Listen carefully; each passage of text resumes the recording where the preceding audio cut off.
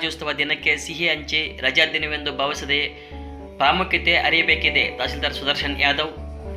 ಚಿಂತಾಮಣಿ ನಗರದ ಝಾನ್ಸಿ ಕ್ರೀಡಾಂಗಣದಲ್ಲಿ ನಡೆದಿರತಕ್ಕಂಥ ತಾಲೂಕು ರಾಷ್ಟ್ರೀಯ ಹಬ್ಬಗಳ ಆಚರಣಾ ಸಮಿತಿ ವತಿಯಿಂದ ಹಮ್ಮಿಕೊಂಡಿದ್ದ 77ನೆಯ ಗಣರಾಜ್ಯೋತ್ಸವದ ಸಮಾರಂಭ ಕಾರ್ಯಕ್ರಮವು ಅದ್ದೂರಿಯಾಗಿ ಆಚರಿಸಲಾಯಿತು. ದೀಪ ಬೆಳಗಿಸಿ ಕಾರ್ಯಕ್ರಮಕ್ಕೆ ಚಾಲನೆ ನೀಡಿದ ನಂತರ ಮಾತನಾಡಿದ ತಹಸೀಲ್ದಾರ್ ಸುದರ್ಶನ್ ಯಾದವ್ ಅವರು, ಭಾರತ ದೇಶ ಬೃಹತ್ ಸಂವಿಧಾನವನ್ನು ಹೊಂದಿದ್ದು ಜನವರಿ 26 ಗಣರಾಜ್ಯೋತ್ಸವ ದಿನದಂದು ರಜಾ ದಿನವೆಂದು ಭಾವಿಸದೆ ಗಣರಾಜ್ಯೋತ್ಸವದ ಪ್ರಾಮುಖ್ಯತೆಯನ್ನು ಅರಿಯಬೇಕಾಗಿದೆ ಎಂದು ಕರೆ ನೀಡಿದರು. ಪ್ರಜಾಪ್ರಭುತ್ವ ವ್ಯವಸ್ಥೆಯ ಬಗ್ಗೆ ಅರಿತು ಪ್ರತಿಯೊಬ್ಬ ನಾಗರಿಕನು ಸಂವಿಧಾನದಡಿ ವ್ಯವಹರಿಸುವಂತೆ ತಿಳಿಸಿದರು. ಪ್ರಜಾಪ್ರಭುತ್ವ ದೇಶವಾಗಿರತಕ್ಕಂಥ ನಮ್ಮ ಭಾರತ ದೇಶದಲ್ಲಿ 77 ವರ್ಷಗಳು ಕಳೆದಿದೆ.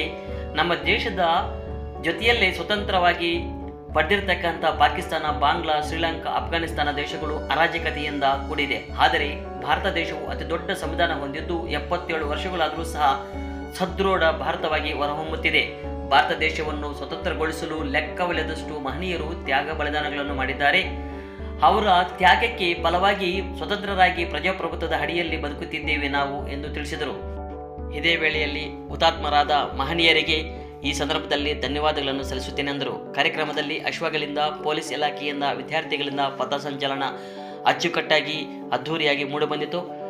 ಅದೇ ರೀತಿಯಾಗಿ ವಿವಿಧ ಶಾಲಾ ಮಕ್ಕಳಿಂದ ಸಾಂಸ್ಕೃತಿಕ ಕಾರ್ಯಕ್ರಮಗಳು ಸಹ ನಡೆಯಿತು. ನಂತರ ವಿವಿಧ ಕ್ಷೇತ್ರಗಳಲ್ಲಿ ಸಾಧನೆಗೈದ ಸಾಧಕರನ್ನು ಸನ್ಮಾನಿಸಲಾಯಿತು. ಪತ್ರಿಕೋದ್ಯಮದ ಕ್ಷೇತ್ರದಲ್ಲಿ ಸಾಧನೆಗೈದ ಹಿರಿಯ ಪತ್ರಕರ್ತ ಚಾಂಡ್ರಹಳ್ಳಿ ರವಿ ಸೇರಿದಂತೆ ಹಲವರನ್ನು ಆತ್ಮೀಯವಾಗಿ ಸನ್ಮಾನಿಸಲಾಯಿತು.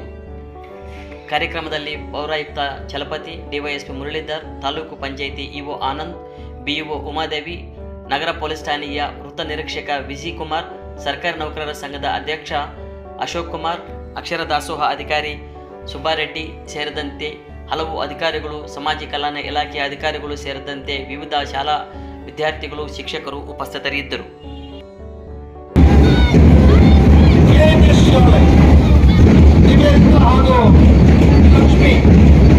ಇವರ ಒಂದು ತಂಡ ಮಾನ್ಯ ಅತಿಥಿಗಳಿಗೆ ಗೌರವವನ್ನು ವ್ಯಕ್ತಪಡಿಸಿದೆ.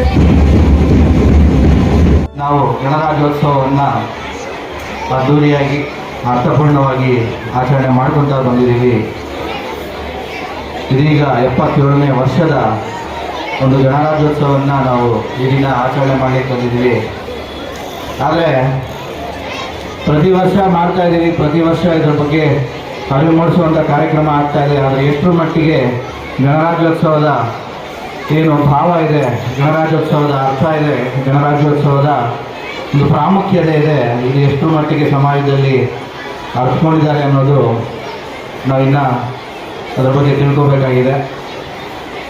ಪ್ರತಿ ವರ್ಷ ಗಣರಾಜ್ಯೋತ್ಸವ ಅಂದರೆ ಒಂದು ರಜಾ ದಿನ, ಒಂದು ಸಿಹಿ ಕೊಡುವಂಥ ದಿನ, ಇಷ್ಟಕ್ಕೆ ಮಾತ್ರ ಸೀಮಿತವಾಗದೆ ಗಣರಾಜ್ಯೋತ್ಸವದ ಪ್ರಾಮುಖ್ಯತೆಯನ್ನು ಅರ್ಥಕೋಬೇಕು.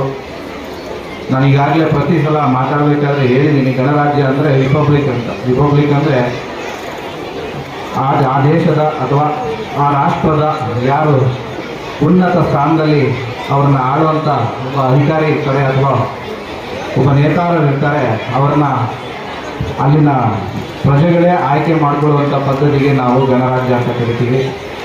ಆದರೆ ಗಣರಾಜ್ಯ ಅಂತ ಹೆಸರಿಟ್ಕೊಂಡ ತಕ್ಷಣ ಎಲ್ಲರೂ ಗಣರಾಜ್ಯವಾಗಿ ಏನು ಅಲ್ಲಿ ಗಣರಾಜ್ಯದ ವ್ಯವಸ್ಥೆ ಇರಬೇಕು, ಆ ವ್ಯವಸ್ಥೆಗೆ ಅನುಗುಣವಾಗಿ ನಡ್ಕೋತಾರೆ ಅಂತ ಹೇಳೋದಕ್ಕೆ ಸಾಧ್ಯ ಇಲ್ಲ.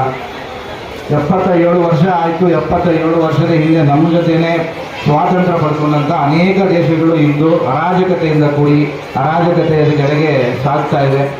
ನಮ್ಮ ಜೊತೆಯೇ ಸ್ವಾತಂತ್ರ್ಯವನ್ನು ಪಡ್ಕೊಂಡಂಥ ಪಾಕಿಸ್ತಾನದಲ್ಲಿ ಎಲ್ಲಿಲ್ಲದ ಅರಾಜಕತೆ ನಡೀತಾ ಇದೆ. ನಮ್ಮ ಜೊತೆಯೇ ಸ್ವಾತಂತ್ರ್ಯವನ್ನು ಪಡ್ಕೊಂಡಂತಹ ಬಾಂಗ್ಲಾದೇಶದಲ್ಲಿ ಅರಾಜಕತೆ ಇದೆ. ನಮ್ಮ ಜೊತೆಯೇ ಸ್ವಾತಂತ್ರ್ಯವನ್ನು ಪಡ್ಕೊಂಡಂತಹ ಶ್ರೀಲಂಕಾದವರು ಕೂಡ ಅರಾಜಕತೆ ಇದೆ. ನೇಪಾಳದಲ್ಲಿ ಅರಾಜಕತೆ ಇದೆ, ಅಫ್ಘಾನಿಸ್ತಾನದಲ್ಲಿ ಅರಾಜಕತೆ ಇದೆ. ಆದರೆ ಭಾರತ ಮಾತ್ರ ಸದೃಢ ಗಣರಾಜ್ಯವಾಗಿ 77 ವರ್ಷಗಳನ್ನ ಪೂರೈಸಿ ಮುನ್ನುಗ್ತಾ ಇದೆ. ಈ ಒಂದು ಸಂದರ್ಭದಲ್ಲಿ ಈ ಒಂದು ಗಣರಾಜ್ಯದ ಒಂದು ತಂದುಕೊಟ್ಟು ಸ್ವಾತಂತ್ರ್ಯಕ್ಕಾಗಿ ಬಲಿದಾನ ಮಾಡಿರುವಂಥ ನಮ್ಮ ಎಲ್ಲ ಹಿಂದಿನ ಸ್ವಾತಂತ್ರ್ಯ ಹೋರಾಟಗಾರರ ಬಗ್ಗೆ ನಾವು ಈ ದಿನ ನೆನೆಸ್ಕೋಬೇಕು.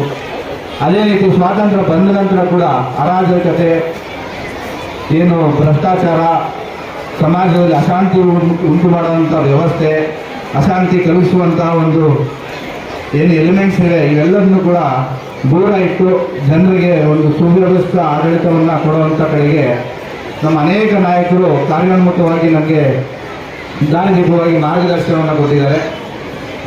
1947ರಿಂದ 2026ರವರೆಗೆ ಈಗಿನ ಒಂದು ವರ್ಷದವರೆಗೆ ನಮ್ಮನ್ನು ಆಳಿರುವಂಥ ಪ್ರಧಾನಮಂತ್ರಿಗಳಾಗಿರ್ಬೋದು, ಮುಖ್ಯಮಂತ್ರಿಗಳಾಗಿರ್ಬೋದು, ಎಲ್ಲರೂ ಕೂಡ ನಮ್ಮನ್ನು ಒಂದು ಬಲಿಷ್ಠವಾದಂತಹ ಪ್ರಜಾಪ್ರಭುತ್ವ ದೇಶದ ಒಂದು ಏನು ಆಶಯಗಳನ್ನ ಇಟ್ಟುಕೊಂಡು ನಮಗೆ ಸ್ವಾತಂತ್ರ್ಯ ಕೊಟ್ಟರು, ಆ ಆಶಯಗಳನ್ನ ಉಳಿಸ್ಕೊಳ್ಳುವಂಥ ಕಡೆಗೆ ನಮ್ಮಲ್ಲಿ ಒಂದು ನಮ್ಮನ್ನು ಕರ್ಕೊಂಡು ಬರುವಂಥ ಒಂದು ಕೆಲಸ ಮಾಡಿದರು. ಹಾಗಾಗಿ ಈ ಒಂದು ವೇದಿಕೆಯ ಮುಖಾಂತರ ಇಷ್ಟು ವರ್ಷಗಳ ಕಾಲ ನಮ್ಮನ್ನು ಸದೃಢವಾದಂಥ ಒಂದು ಪ್ರಜಾಪ್ರಭುತ್ವದಲ್ಲಿ ಒಬ್ಬ ಪ್ರಜೆಗಳನ್ನಾಗಿ ನಮ್ಮನ್ನು ಮಾಡಿರುವಂಥ ನಮ್ಮೆಲ್ಲ ನೇತಾರರಿಗೂ ನಮಸ್ಕಾರ. ಈ ದಿನದ ನನ್ನ ಈ ಒಂದು ತಿಳಿಸಿದ್ದಾರೆ.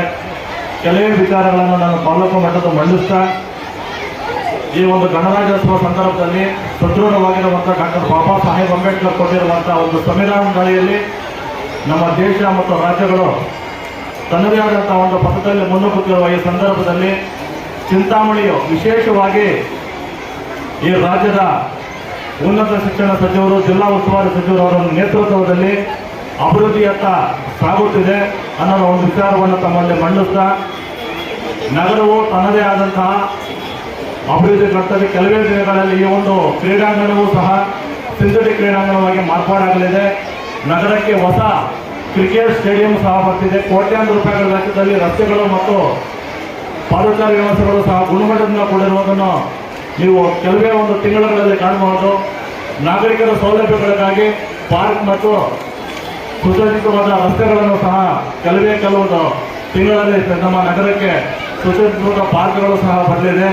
ಅದೇ ರೀತಿಯಾಗಿ ಕುಡಿಯುವ ನೀರಿನ ವ್ಯವಸ್ಥೆಗಾಗಿ ಈಗಾಗಲೇ ಕೋಟ್ಯಾಂತರ ರೂಪಾಯಿ ವೆಚ್ಚದಲ್ಲಿ 2 ಕೆರೆಗಳನ್ನು ತನ್ನದೇ ಆದಂಥ ಉನ್ನತೀಕರಣ ಮಾಡಲು ಸಹ ಈಗಾಗಲೇ ಮಾನ್ಯ ಜಿಲ್ಲಾ ಉಸ್ತುವಾರಿ ಸಚಿವರು ತನ್ನದೇ ಆದಂಥ ಒಂದು ವಿಶಿಷ್ಟ ರೀತಿಯಲ್ಲಿ ಕಾರ್ಯೋನ್ಮುಖರಾಗಿದ್ದಾರೆ. ವಿಶೇಷವಾಗಿ ನಗರದಲ್ಲಿ ಮತ್ತು ಗ್ರಾಮಾಂತರ ವ್ಯಾಪ್ತಿಯಲ್ಲಿ ಪ್ಲಾಸ್ಟಿಕ್ ಮುಕ್ತ ತಾಲೂಕನ್ನು ಮಾಡಲು ತನ್ನದೇ ಆದಂಥ ಪಣ ಹೊಟ್ಟಿದ್ದಾರೆ. ಅದಕ್ಕಾಗಿ ಎಲ್ಲ ತಾಲೂಕು ಮಟ್ಟದ ಅಧಿಕಾರಿಗಳು ಸಹ ನಾವು ಈಗಾಗಲೇ ಅವ್ರ ಜೊತೆ ಕೈ ಜೋಡಿಸ್ತಾ ಇದ್ದೀವಿ. ತಮ್ಮಲ್ಲಿ ಎಲ್ಲ ತಾಲೂಕಿನ ಎಲ್ಲ ಜನತೆಯಲ್ಲಿ ನಾನು ಈ ಸಂದರ್ಭದಲ್ಲಿ ಕಳಕಳಿಯಿಂದ ಮನವಿ ಮಾಡ್ತೇನೆ. ದಯವಿಟ್ಟು ಎಲ್ಲರೂ ಸಹ ಪ್ಲಾಸ್ಟಿಕ್ಕನ್ನು ತ್ಯಜಿಸಿ ತಾಲೂಕನ್ನು ಉಳಿಸಿ ಅಂತ ನಾನು ಈ ಸಂದರ್ಭದಲ್ಲಿ ಹೇಳ್ತಾ, ಪ್ರತಿಯೊಬ್ಬರೂ ಸಹ ಗಿಡವನ್ನು ನೆಡಬೇಕು, ಪರಿಸರವನ್ನು ಉಳಿಸಬೇಕು ಅಂತ ಹೇಳ್ತಾ ಈ ಎಲ್ಲ ಕಾರ್ಯಗಳಲ್ಲೂ ನಮ್ಮೊಟ್ಟಿಗೆ ಕೈ ಜೋಡಿಸಿ ತಾಲೂಕಿನ ಅಭಿವೃದ್ಧಿಗೆ, ಸರ್ವತೋಮುಖ ಅಭಿವೃದ್ಧಿಗೆ ಕೈ ಜೋಡಿಸಿ ತನ್ನದೇ ಆದಂಥ ವಿಶಿಷ್ಟವಾದ ರೀತಿಯಲ್ಲಿ ಸಹಕಾರ ಕೊಡುತ್ತಿರುವಂಥ ಮಾನ್ಯ ಜಿಲ್ಲಾ ಉಸ್ತುವಾರಿ ಸಚಿವರಾದಂಥ ಡಾಕ್ಟರ್ MC ಸುಧಾಕರ್ ಸಾಹೇಬರಿಗೆ ಮತ್ತೊಮ್ಮೆ ತಾಲೂಕು ಆಡಳಿತ ವತಿಯಿಂದ ಮತ್ತೊಮ್ಮೆ ಧನ್ಯವಾದಗಳು ತಿಳಿಸ್ತಾ ನನ್ನ ಒಂದು ಮಾತು.